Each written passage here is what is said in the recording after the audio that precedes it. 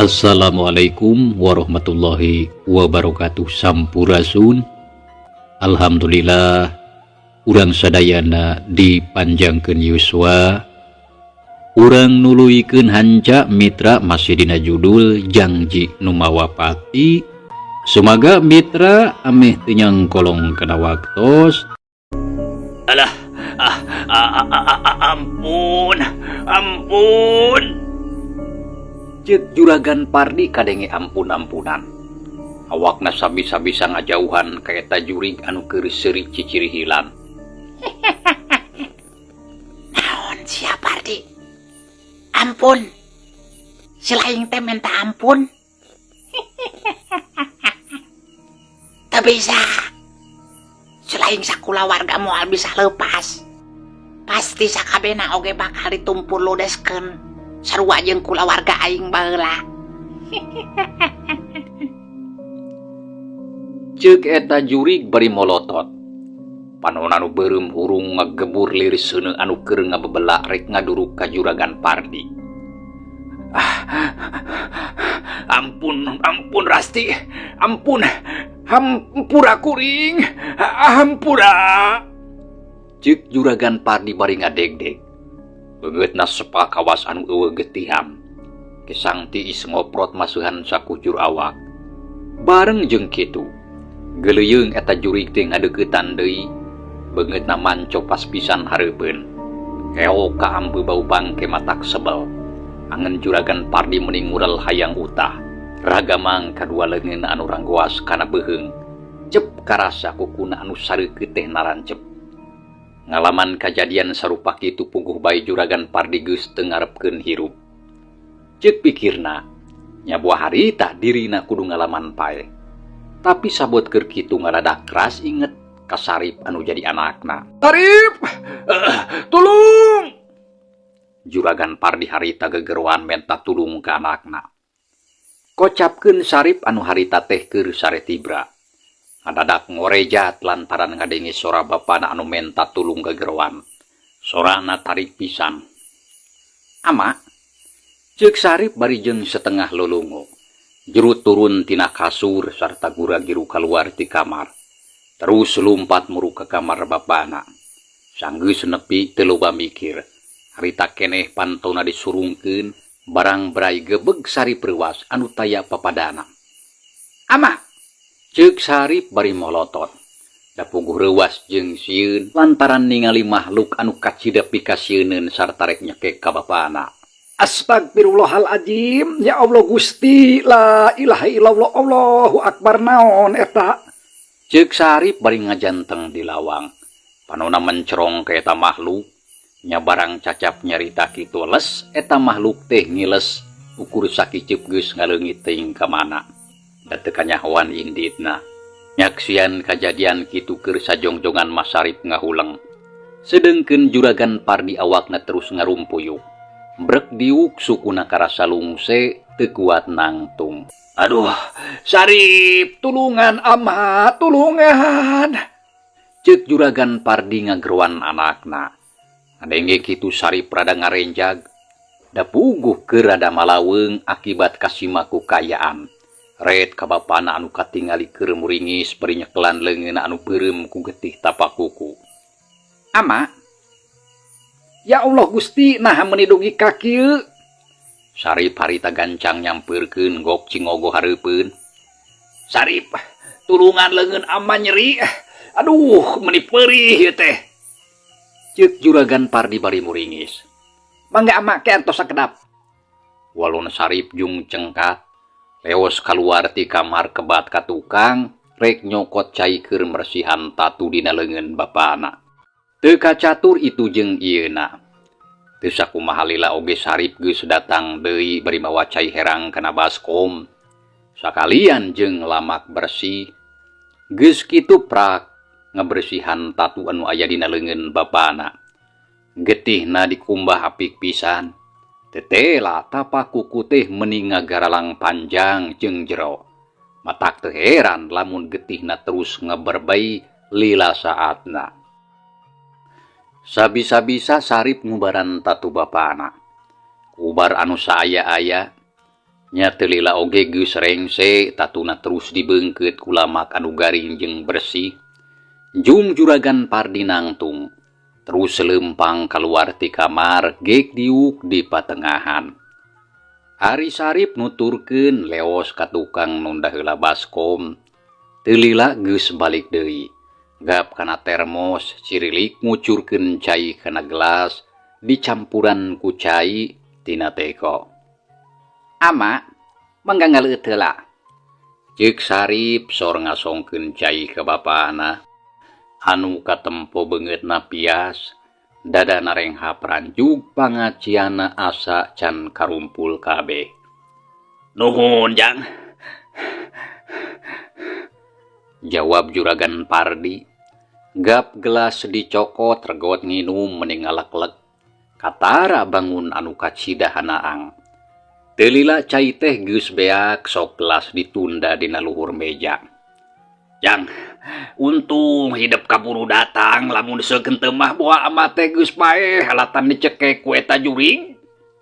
Ceuk juragan Pardi bari rumenghap bangun berat. Hatena masih keneh can teteg inget kana kajadian anu bieu can lila kaliwat. Leres rupina mah kitu ama. Tapi kumaha ngawitana eta teh? Sarengna deui ti mana datangna eta makhluk teh ama? Tanya Sarip bari neuteup ka bapana. Nya duka teuing atuh Jang. Da ama oge teu nyaho nah hati mana eta setan teh datangna. Lantaran basa ama lilir kajawan aya gigireun we. Nya pugu atuh ama teh reuwas. Kieu eta teh mimitina mah. Derek-dek juragan Pardi nyaritakeun kajadian tadi waktu keur ti Brasare. Tapi ujug-ujug nyaring sabab ngadenge aya sora anu seuri di kamarna.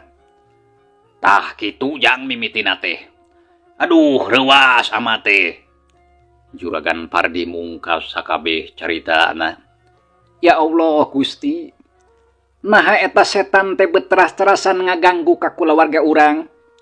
Kawas anu eueuh bosenna. Ibu lisna kitu deui Kang Dani rupina matos janten korbana. Tah ayeuna eta setan teh tos jol deui ka dieu. Sarta ngancam kana kasalametan urang. Bua enjing pageto mah abdi epa sareng ama anu bakal janten korban salajengna.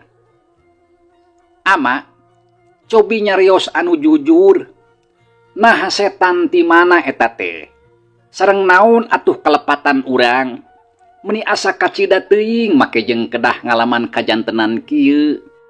Naon atuh anu janten kelepatan urang teh naon? Cobi atuh jawab anu jujur.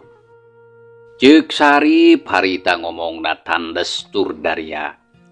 Kituna teh bari neuteup seukeut kanu jadi bapakna lantaran dina jero hatena geus boga kayakinan. Lamun juragan Pardi tangtu nyaho kana sabab musababna. Ngadenge pananya ti anakna kitu. Sakedapan mah juragan Pardi ngahuleng teu kaca carita. Da puguh ngarasa bingung pikeun ngajawabna. Antukna ukur ngabelenguk bari nyeklan tarang kawas anu jangar. Ama, enggal waler patarosan abdi.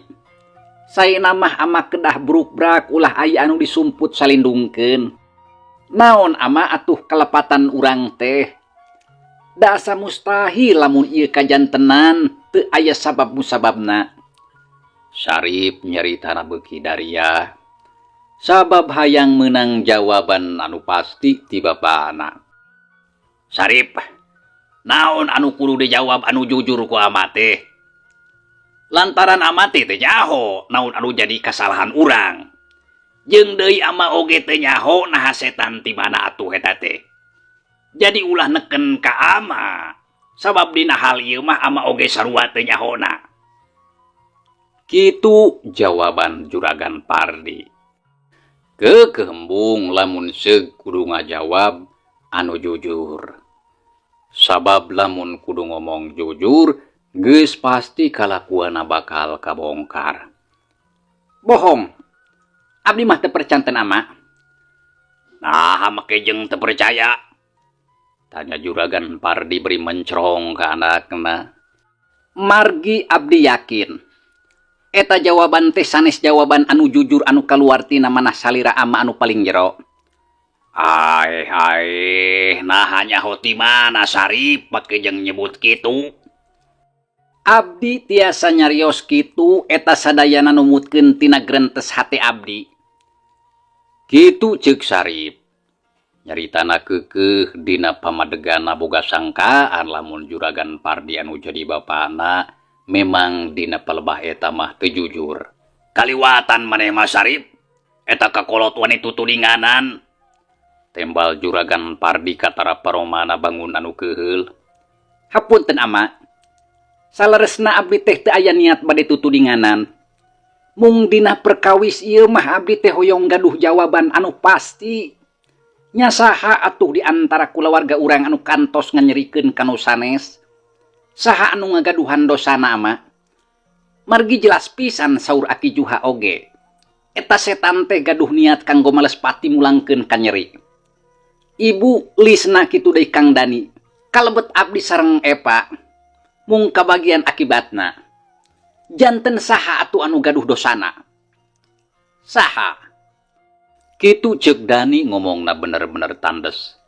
Da puguh hatena geus ngarasa capek sareta teu sanggup lamun kudu terus diganggu ku urusan setan marakayangan.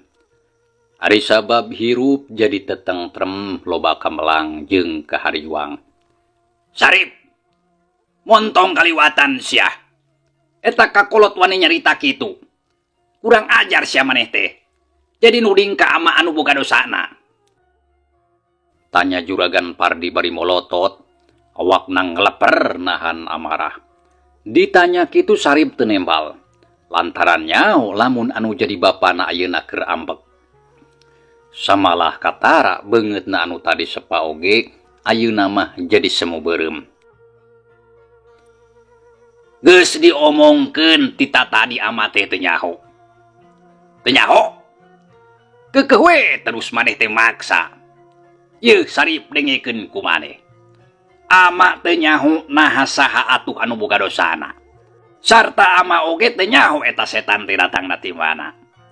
Sabab ari anu ngaranna setan mah bisa datang ti mana wae sarta ngaganggu ka urang salaku manusa. Geus, teu kudu dicaritakeun di pasoalan ieu. Peuting keneh ieu ti ama tunduh rek sare. Jawab Juragan Pardi nyaritana tegas pisan. Jung nangtung maksud narek ngaleos ka kamarna. Tapi can oge ngalengkah pok Sarip ngomong. Ama, pami ama teh terangkan apa soalan anu aya pakuat pakaitna sareng eta setan. Nya teu sawios moal maksa. Tapi ama tangtos uninga ka saurang istri anu jenengan Rasti. Ceuk Sarip nanyakeun saurang awewe anu boga ngaran Rasti ka bapana. Menang pananya kitu puguh bae Juragan Pardi ngajenghok kaget. Saha Sarip? Rasti? Walon Juragan Pardi ngareret sarta ngalengkahna teu kebat. Sumuhun Rasti.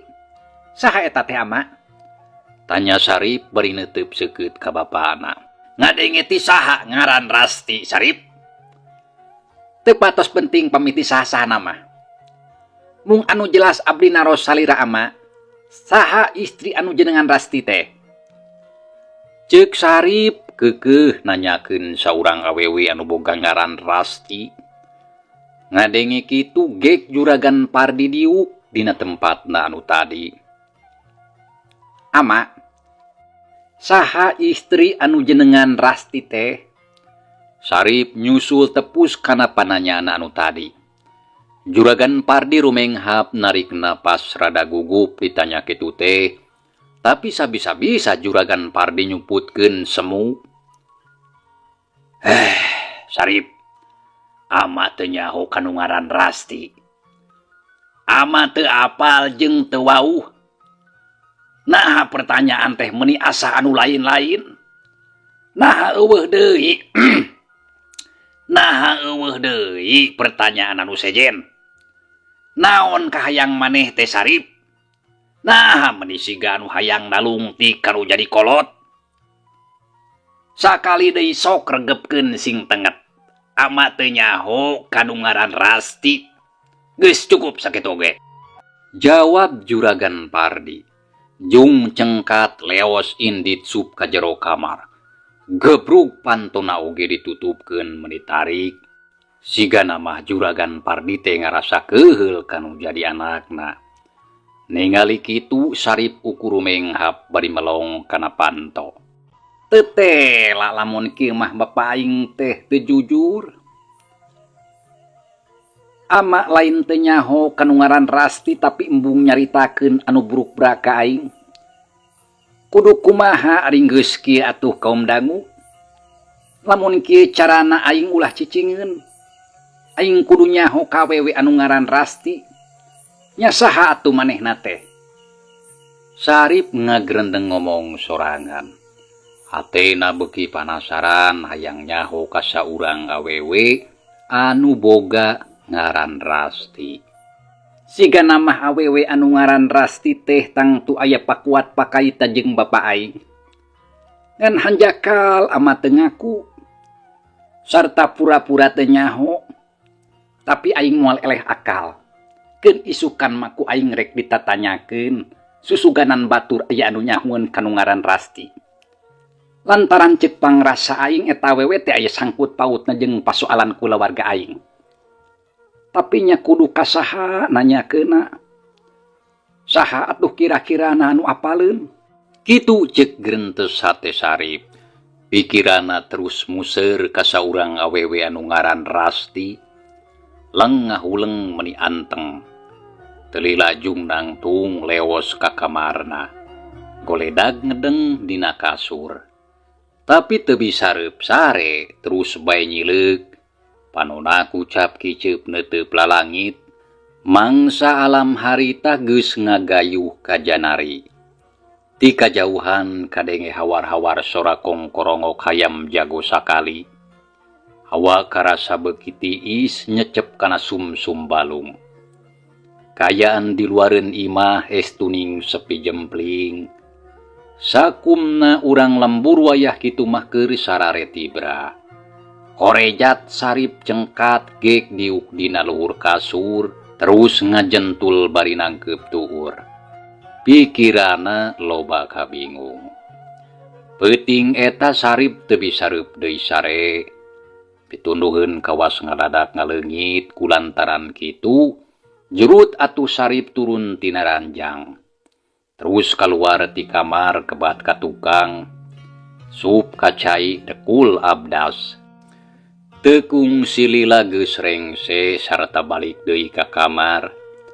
Prak ngalaksanakeun salat tahajud ditumbu ku wiridan meni husu. Sarip tuluy naneda kanu makawasa sangkan kulawargana dijauhkeun tina sagala rupa marabahaya. Sarip tuluy naneda kanu maha kawasa sangkan kulawargana dijauhkeun tina sagala rupa marabahaya anu ngancam kana kasalametan jiwana. Kocapkeun poe isukna teu biasana subuh keneh Juragan Pardi geus hudang. Samalah geus rengse mandi. Nya terus brai atuh muka-mukakeun jandela. Hiliwir angin asup ka jero imah. Karasa seger kana awak bareng jeung kitu torojol Sarip kaluar ti kamar. Wilujeng enjing ama. Ceuk Sarip nanya ka bapana nu keur nangtung hareupeun jandela. Sarip geuning geus hudang. Juragan Pardi ngalieu ka tukang. Sumuhun parantos ama. Pamisalira ama bade angkat ka mana? Katingalna mah menitos dangdos geuning. Ceuk Sarip bari neuteub kanu jadi bapana. Anu katempo geus sagedang dan baju katingali rapih siga nu rek indit-inditan. Nya ama teh rek indit ka puskesmas ieu teh. Rek mariksakeun leungeun anu peuting teh lantaran nyeri jeung nyanyawutan bisi infeksi. Walon Juragan Pardi bari ningalikeun leungeunna anu katuhu. Koloyong kana kursi gek diukop kana rokok. Terus nyokot hiji gur diseungeut pelenjun udud. Oh kitu, kumaha peryogi disarengan ku abdi? Teu kudu pira ka puskesmas keun bae ama sorangan. Ai Sarip rek iraha ngamimitian deui buka toko. Ceuk Juragan Pardi bari melong ka anakna. Nya pami rencana abdi mah panginten minggu payun ama. Nya teu nanaon kitu oge ari hayang leureuk lama. Ngan lamun ceuk ama ulah lila teuing tutupna toko teh. Sabab bisi langganan pindah ka toko batur. Jeung deui karunya ka pagawe ari toko teu buka mah. Sumuhun ama kahartos ku abdi oge. Sarip, Kula nama. geus tong loba pikiran anu teu baruguh. Sarta jalankeun kahirupan sabiasana. Ama oge sarua sedih ditinggalkeun ku lanceuk hidup teh.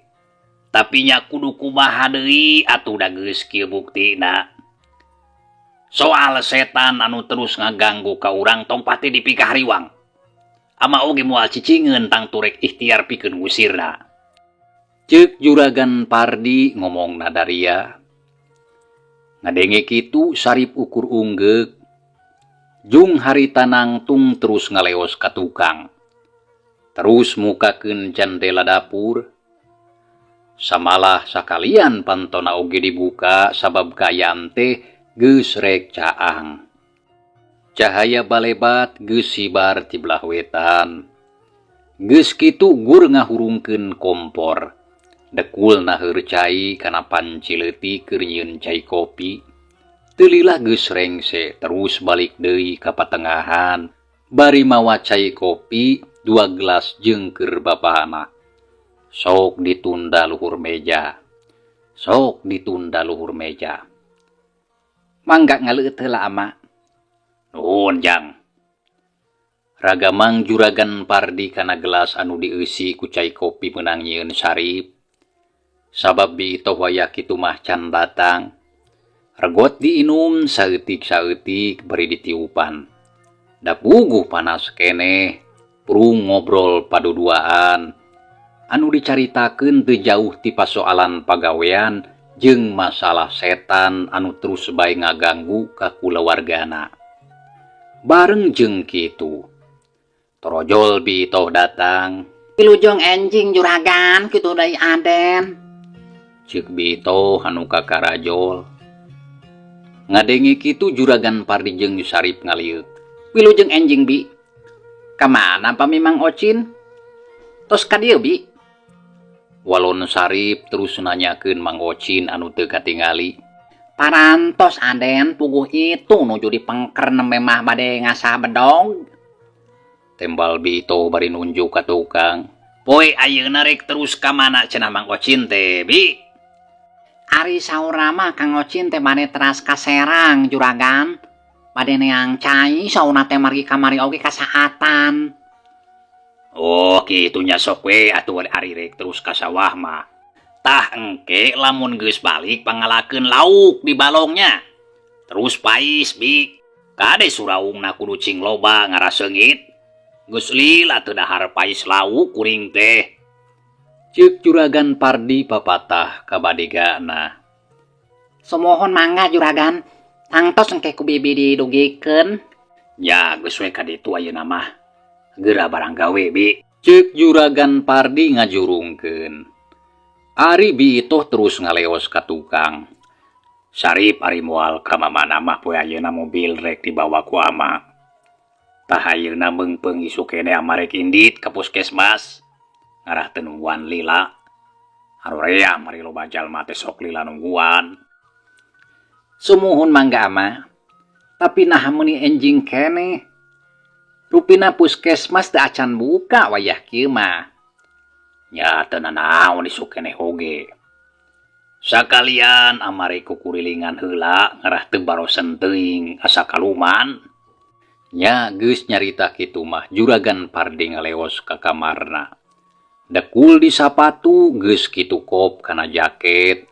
Terus dipake sarta teu poho mawa dompet. Teu lila geus kaluar deui.